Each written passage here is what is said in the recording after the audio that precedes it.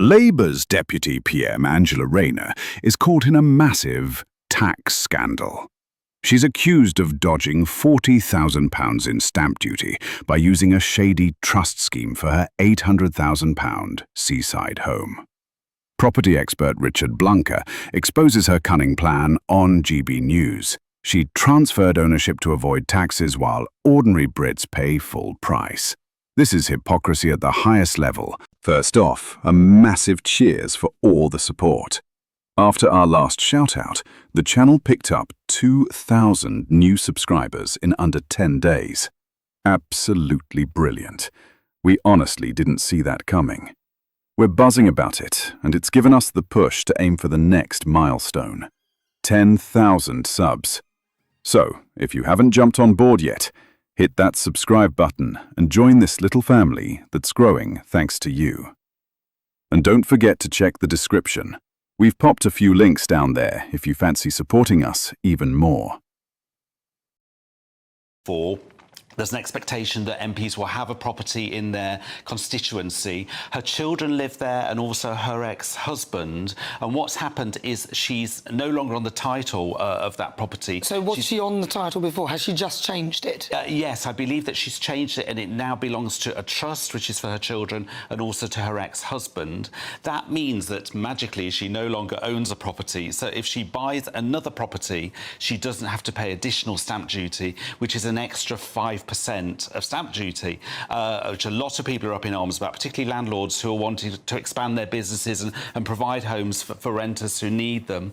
So that means that she saved £40,000 in stamp duty. So can anybody do that? So if I wanted to buy a new house, if I then put my property, the one I'm renting, in trust for my children, I could then go and buy a house and avoid, if it's above the stamp duty threshold, which I think is £500,000, where it changes to 20%.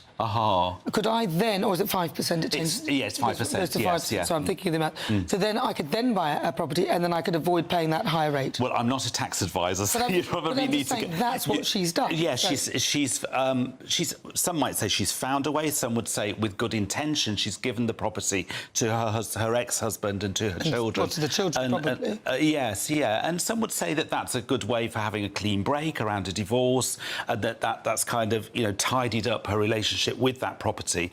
But the problem then is it's remained her principal private residence.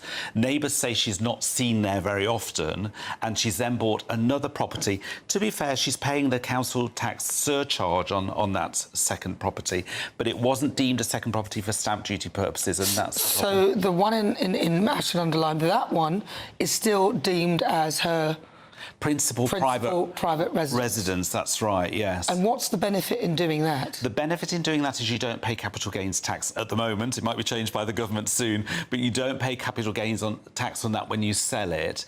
But it's other than that, I don't think there are any particular... Well, the tax benefit there is that she wouldn't pay any additional council tax, actually, as well, because it's her primary residence. It does mean she pays the council tax surcharge on that property that she's got in Hove.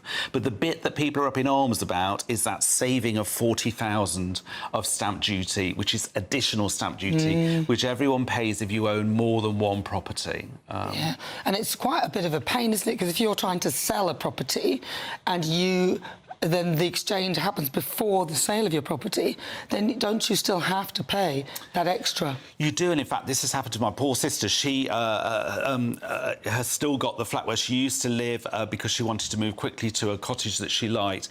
She's got 3 years now to sell the former property, otherwise she still has to pay that additional stamp duty. Thing is, you have to pay it up front, but then you can reclaim it if you can sell within 3 years. Yeah, it's just really unfair and wrong, isn't it? It is, and it's particularly bad for the rental market because it means it's disincentivising landlords to buy properties which we urgently need for rental. As you know, there's a huge shortage. So run me through this again so we all understand.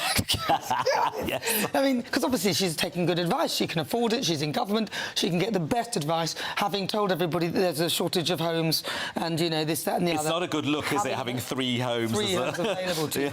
So basically, she has the primary residence. She has put her her portion of it, given it to her kids and her ex-husband in trust. She has still kept it as her primary residence. Yes. However, she's bought another one, but by putting it in trust, she now avoids the stamp duty, the higher threshold of stamp duty for the property in Brighton. That's right. I see.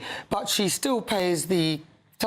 now she pays the normal no council tax on the... Oh, I'm confused. Oh, she pays... No, if in your primary residence, you pay normal council tax, but you pay double the council tax, sometimes triple the council tax in some situations on the second home. And but she's deemed the Grace and Favour home as a second home, so isn't that right? Well, that's special, actually, because we, the taxpayer, pay the council tax on Admiralty House, which is her Grace and Favour home, so that doesn't count, because she doesn't own it, of course. Okay. So, yeah. But even if you live in a house that you don't own, you still pay council tax on it? You do, but she doesn't on that one because of the special circumstances of it being Grace and Favour, yeah.